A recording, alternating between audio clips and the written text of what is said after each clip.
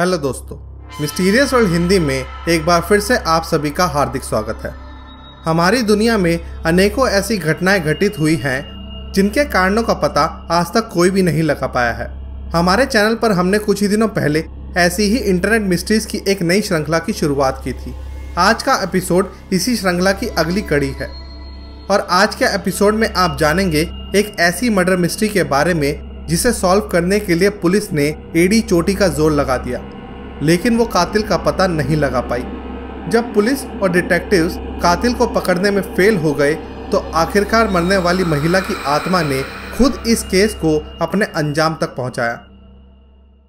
Video में आगे बढ़ने से पहले आपके लिए एक सूचना। दोस्तों, जैसा कि आप सभी जानते ही होंगे कि भारत में आरबीआई द्वारा क्रिप्टो करेंसीज को लीगलाइज करने के बाद से भारत में क्रिप्टो करेंसीज का बाजार खासा गर्म है और इनकी खरीद फरोख्त के लिए आज कई प्लेटफॉर्म्स मौजूद हैं। लेकिन इन सभी ऐप में से एक बेहद खास ऐप का नाम है कॉइनस्विच कुबेर, जहां आप 75 से भी ज्यादा क्रिप्टो करेंसीज में इन्वेस्ट कर सकते हैं। कॉइनस्विच कुबेर फिलहाल मौजूद बाकी प्लेटफॉर्म्स में से सबसे ज्यादा सुरक्षित और भरोसेमंद है। बिटकॉइन जैसी अन्य क्रिप्टो करेंसीज की यूं तो कीमत लाखों में है, लेकिन कॉइनस्विच कुबेर पर आप केवल 100 रुपए से भी इन क्रिप्टो करेंसीज को खरीद सकते हैं। इतना ही नहीं, यहाँ साइन अप और रेफरल पर आपको 50 रुपए का अतिरिक्त बोनस भी मिलता है।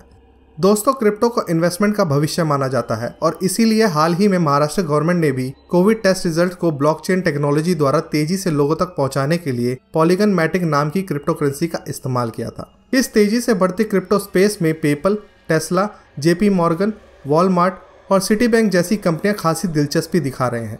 यहां इन्वेस्टमेंट शुरू करने के लिए आपको एक बेहद सरल केवाईसी प्रोसेस को पूरा करना होगा, जिसमें आपको आपकी बेसिक इन्फॉर्मेशन, अपना पैन कार्ड और किसी भी एक आइडेंटिटी कार्ड की आवश्यकता होगी और इन डॉक्यूमेंट्स को अपलोड करने के बाद आप क्रिप्टो की दुनिया में अपना हाथ आजमाने के लिए पूरी तरह से तैयार होंगे। इस ऐप में आपको मिलते हैं इंस्टेंट डिपॉजिट्स और विड्रॉल्स जैसी एक से बढ़कर एक बेहतरीन फीचर्स और super fast customer support system. इसी कारण इस प्लेटफॉर्म पर 10 मिलियन से भी ज्यादा हैप्पी कस्टमर्स हैं। तो आप भी डिस्क्रिप्शन बॉक्स में दिए गए लिंक द्वारा कॉइनस्विच कुबेर पर अपना अकाउंट ओपन करें और भविष्य की करेंसी यानी क्रिप्टो करेंसी में इन्वेस्टमेंट करें। ये कहानी है टेरेसिटा बासा नाम की एक महिला की, जिनका जन्म फिलीपींस में एक समृद्ध परिवार में हुआ था। परिवार के आर्थिक रूप से समृद्ध होने के कारण टेरेसिटा की परवरिश बड़े ही अच्छे तरीके से हुई और अपनी हायर स्टडीज के लिए टेरेसिटा ने अमेरिका जाने का फैसला किया। टेरेसिटा ने अमेरिका में मास्टर्स डिग्री इन म्यूजिक को हासिल किया, लेकिन बाद में उन्होंने मेडिकल फील्ड में आगे बढ़ने का फैसला किया और एक रेस्पिरेटरी थेरेपिस्ट के तौर पर काम करने लगी।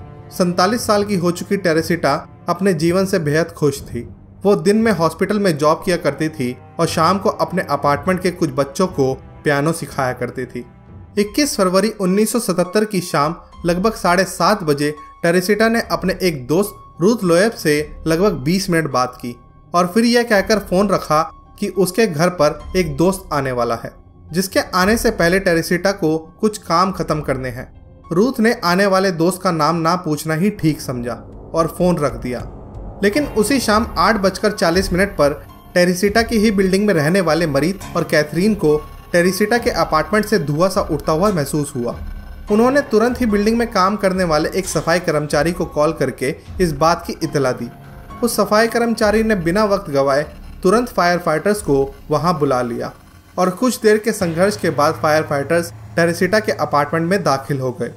वहां टेरेसिटा के मैट्रेस में लगी आग पर काबू पाने के बाद उन्होंने देखा कि टेरेसिटा को उसी मैट्रेस के अंदर घुसाकर उसमें आग लगाई गई थी और टेरेसिटा की छाती पर गाड़ा हुआ एक बड़ा सा खंजर ये बात की पुष्टि कर रहा था कि टेरेसिटा का खून करके किसी ने उसकी लाश को आग लगाने की कोशिश की थी।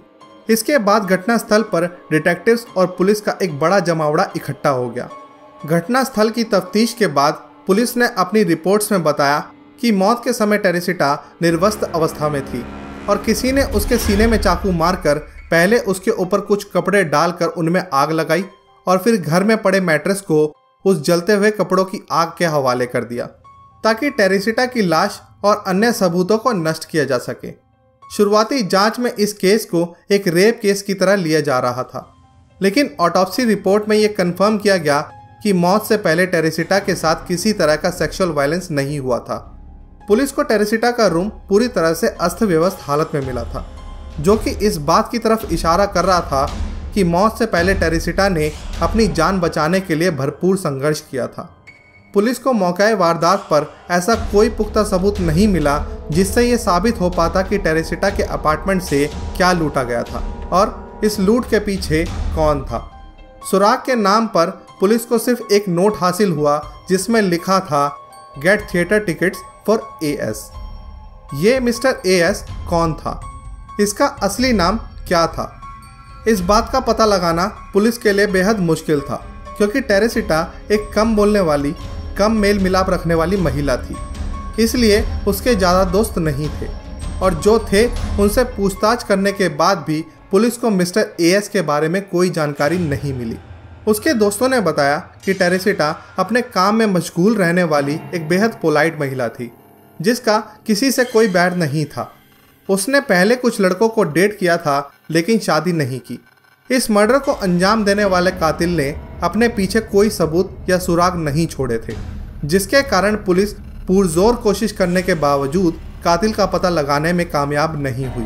टेरेसिटा की मौत को कई दिन बीते, कई हफ्ते बीते और देखते ही देखते ये हफ्ते महीनों में बदल गए, लेकिन ना तो टेरेसिटा के कातिल का पता चला और ना ही कोई ऐसा सबूत मिला जिससे टेरेसिटा के कातिल तक पहुंचने में कोई मदद मिल सके। लेकिन एक दिन टेरेसिटा की मर्डर केस की इन्वेस्टिगेशन करने वाले डिटेक्टिव जो स्टैचुला जब अपने ऑफिस पहुंचे तो उन्हें अपने डेस्क पर एक नोट मिला जिसमें इवेंस्टन पुलिस स्टेशन को टेरेसिटा केस के सिलसिले में कॉल करने को कहा गया था।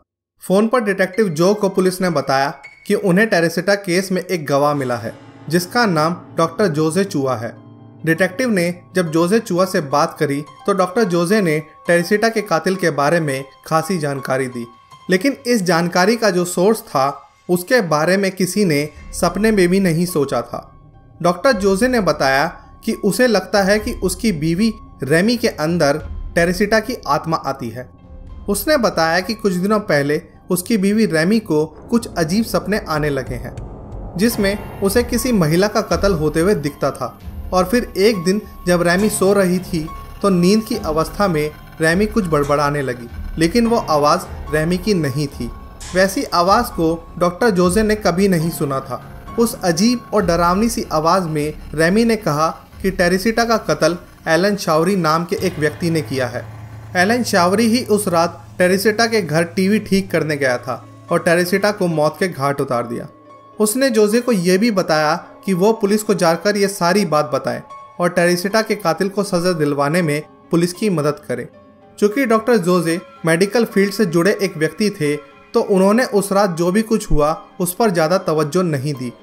लेकिन कुछ ही दिनों बाद फिर से रेमी सोते वक्त अचानक किसी दूसरी महिला की आवाज़ में डॉक्टर जोसे से बात करने लगी। इस बार उस आवाज़ में गुस्सा और उत्तेजना भरी हुई थी। रेमी के अंदर आई आत्मा ने इस बार डॉक्टर जोसे को चेताया कि यदि वो उसकी मदद नहीं करेंगे तो उन्हें और उनकी बीवी को इसका खामियाजा भुगतना पड़ेगा। लेकिन बड़ी हिम्मत करके डॉक्टर जोसे ने उस आत्मा से कहा कि बिना सबूत के तो कोई भी उनकी बात पर विश्वास नहीं करेगा। तब उस आत्मा ने डॉक्टर जोसे को बताया कि उस रात टेरेसिटा को मारने के बाद एलन ने अपार्टमेंट से टेरेसिटा की कुछ ज्वेलरी को चुराया था जिसे उसने अब अपनी गर्लफ्रेंड को दे दिया है। सिर्फ इतना ही नहीं, उस आत्मा की आवाज़ ने जोसे को कुछ ऐसे लोगों के नाम और फ़ोन नंबर भी बताए जो एलन की गर्लफ्रेंड के पास मौजूद ज्वेलरी की शिनाख्त कर सकते थे। जब पुलिस ने उन ज्वेलरीज की पड़ताल करने के लिए एलन की गर्लफ्रेंड के पास गए तो वह ज्वेलरी ठीक उसी जगह से बरामद हुई जहां की निशानदेही उस आत्मा ने दी थी। लेकिन उसकी गर्लफ्रेंड को इस बात की कोई जानकारी नहीं थी कि यह ज्वेलरी एलन कहीं से चुरा के लाया था। एलन के बारे में और तफ्तीश करने पर पता चला कि एलन भी उसी हॉस्पिटल में काम करता था जिसमें टेरेसिटा काम किया करती थी। साथ ही टेरेसिटा के साथ बैठने वाली महिला कलीग ने पुलिस को ये भी बताया कि एलन कभी कभी टेरेसिटा के घर इलेक्ट्रॉनिक्स आइटम को ठीक करने के लिए जाता रहता था। लेकिन एलन की गर्लफ्रेंड के घर से मिले ये जेवर कहीं से भी ये साबित नहीं कर रहे थे कि ये खून एलन ने ही किया है, क्योंकि एलन के वकील का कहना था कि एलन टेरेसिटा के घर तब गया था जब वह जिंदा थी और मौका देखकर उसने उसके घर से ज्वेलरी चोरी की थी। और क्योंकि इस केस की मुख्य गवाह एक आत्मा थी और आत्मा की गवाही कोर्ट में मान्य नहीं होती, इसलिए कोर्ट को भी आगे की इन्वेस्टिगेशन के नतीजे आने तक के लिए एलन को रिहा करना पड़ा। पर शायद इस फैसले से वो आत्मा बिल्कुल भी खुश नहीं थी, क्योंकि इस फैसले के बाद एक इस केस में इन्वॉल्व उन सभी लोगों को ठीक वैसे ही सपने आने लगे जैसे कि जोजे की वाइफ को आया करते थे। और फिर एक रात जोजे की वाइफ के शरीर पर उस आत्मा ने पूरी तरह से कब्जा कर लिया और बताया कि कैसे उस रात एलन टीवी ठीक करने के लिए टेरेसिटा के घर आया था। इस टीवी रिपेयर के बदले टेरेसिटा एलन शावरी को थिएटर टिकट्स देने वाली थी, और कैसे उसने टेरेसिटा को मारने के बाद जानबूझकर घटनास्थल को ऐसा बना दिया कि देखने में लगे कि टेरेसिटा का रेप करके उसे मार दिया गया है।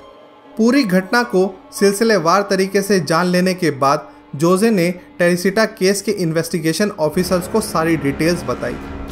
जब सारी बात पुलिस को पता चल गई तो आखिरकार एलन को अपना जुर्म कबूल ही करना पड़ा, और इस अपराध के लिए उसे 20 साल की सजा सुनाई गई। और इस अविश्वसनीय केस को नाम दिया गया वॉइस फ्रॉम द ग्रेव।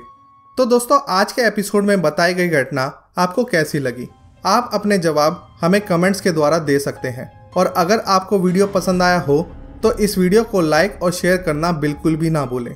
और अब आप हमसे हमारे टेलीग्राम चैनल पर भी जुड़ सकते हैं, जहां आपको मिलेंगे कुछ खास बेनिफिट्स, जैसे कि हमारी अगली वीडियो का टॉपिक और उसकी रिलीज डेट आपको सबसे पहले मिलेंगी।